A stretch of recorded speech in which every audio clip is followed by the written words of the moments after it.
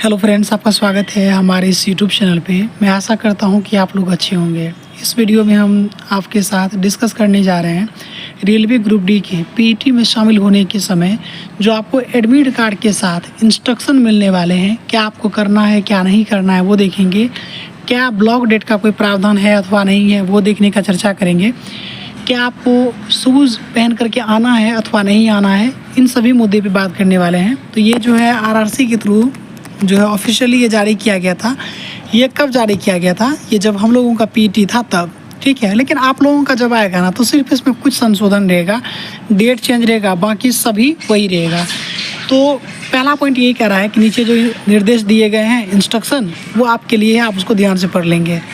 अब आपको जब पीईटी देने के लिए आना है तो आपको क्या सब लेकर के आना है, उन सभी के बारे में इसमें डिटेल से चर्चा किया गया है। फिर भी मैं आपको संक्षिप्त रूप में बता दूं कि आपको सबसे पहले आपको पीईटी का एडमिट कार्ड लेके आना है। हाँ, जैसे आपने सीवीटी एग्ज़ाम आपने दिया तो उसका एडमिट कार्ड आया ना, उसी प्रकार जब आप रनिंग के लिए वेट लिफ्टिंग के लिए आएंगे यहाँ पे तो आपको एक अलग से एडमिट कार्ड जारी किया जाएगा।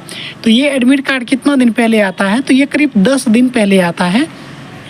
मेरा जो है 21 जनवरी को था मेरा पीईटी, और मेरा जो है ये 10 जनवरी को पीईटी के लिए एडमिट कार्ड आ गया था मेरे ईमेल पे मैसेज के थ्रू। आप लोग अपना ईमेल को एक्टिवेट करके रखेंगे और जो भी फ़ोन नंबर आप फॉर्म भरते वक्त दिए थे आप उसको यूज़ में रखेंगे। आपको मैसेज के द्वारा और ईमेल पे भी आपको लिंक भेज दिया जाएगा जब आपका पीईटी का डेट आएगा। तो पहला ये कह रहा है कि अनुदेश दिया जाता है कि वेबसाइट से ई बुलावा पत्र डाउनलोड करें। आप देखेंगे दूसरा पॉइंट ये कह रहा है कि जो है वेबसाइट से आप ई कॉल लेटर बुला लेंगे और उसका क्या करेंगे, स्पष्ट प्रिंट आउट रखना है। किसका? सामने और पृष्ठ का, ठीक है, सामने और पीछे दोनों का। पीछे आपको इंस्ट्रक्शन दिया रहेगा। दूसरा पॉइंट क्या कहता है कि कॉल लेटर ऑनलाइन आवेदन के बीच उम्मीदवार के महत्वपूर्ण विवरण में, कहने का मतलब ये कह रहा है कि अगर आपका कॉल लेटर जो पीईटी के लिए जो कॉल लेटर एडमिट कार्ड रहेगा उसमें और आवेदन जो आपने भरा उसमें कहीं कुछ भिन्नता पाई जाती है तो आपको क्या करना है, तुरंत संबंधित आरआरसी को वैध प्रमाण पत्र और सीवीटी कॉल लेटर के साथ कॉल लेटर के वेबसाइट पर लाइव होने के 5 दिन बाद तक रिपोर्ट करना होगा। कहने का सेंस है कि अगर आपका पीईटी का एडमिट कार्ड किसी भी प्रकार से गलत आ जाता है तो आपको क्या करना है, सीवीटी का एडमिट कार्ड के साथ जो है 5 दिन के भीतर आपको आरआरसी पहुंचना है ताकि वो आपको फिर से सुधार करके आपका पीईटी का एडमिट कार्ड दे दें। तीसरा पॉइंट हमने देख लिया। चौथा पॉइंट है कि उम्मीदवार को अपना वैध पहचान पत्र भी लाना है। हमने आपको क्या बताया कि पीईटी का एडमिट कार्ड लेके आना है और कोई भी वैलिड जो है आपका आइडेंटिटी कार्ड लाना है, चाहे वो आपका वोटर आईडी कार्ड हो सकता है, आधार कार्ड तो कॉमन है, और इनका आपको प्रिंट आउट लेकर के आना है, ठीक है। ड्राइविंग लाइसेंस भी एक्सेप्ट है और पासपोर्ट भी। उसके बाद क्या रहा है कि अगर कोई भी व्यक्ति जो इस पीईटी में शामिल होने आ रहा है अगर वह सरकारी कर्मचारी है तो उन्हें क्या करना है, पासपोर्ट साइज़ के जो है 6 फ़ोटो भी लेकर के आना होगा जो कि कलर में होगा। और पीईटी स्थल पर उम्मीदवार का प्रवेश कॉल लेटर और वैध आईडी प्रमाण पत्र, कहने का है कि जिस जॉब या सर्विस में है तो उस जॉब से संबंधित जो उसका आईडी कार्ड होगा वो भी लेकर के आना होगा। पांचवा पॉइंट क्या कहता है कि उम्मीदवार को केवल बताए गए स्थान, अब यहाँ पे जो है आपका मेन पॉइंट है कि जो बताए गए स्थान है, यहाँ देख लेंगे कि बताए गए स्थान, आवंटित तिथि और समय पर पीईटी के लिए उपस्थित होने की अनुमति दी जाएगी।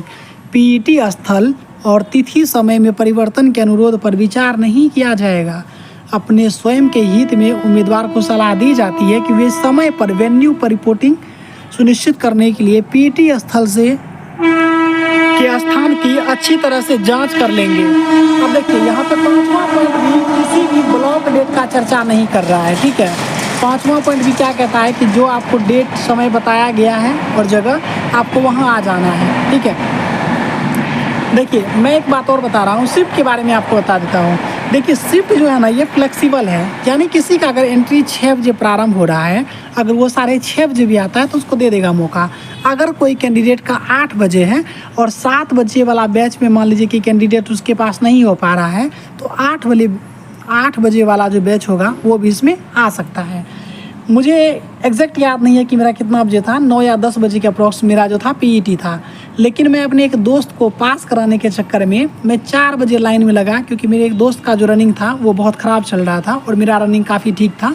तो मैं 4 बजे ही लाइन में लग गया, क्योंकि मेरे दोस्त का जो था टाइम 6 बजे था।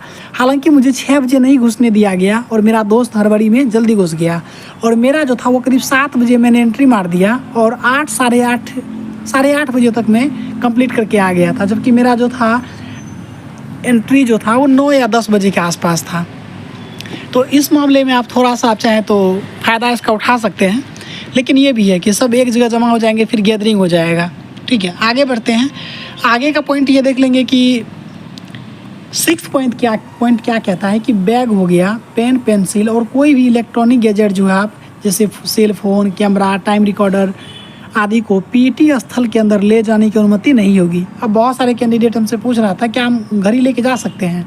तो दोस्त ये तो सिंपल चीज़ है ना यार, आप किसी भी एग्ज़ाम में लेकर के कोई भी एग्ज़ाम आप देने जाते हैं तो क्या आपको किसी भी प्रकार का इलेक्ट्रॉनिक गैजेट लेके जाने देता है? नहीं जाने देता है। तो नहीं लेके आना है।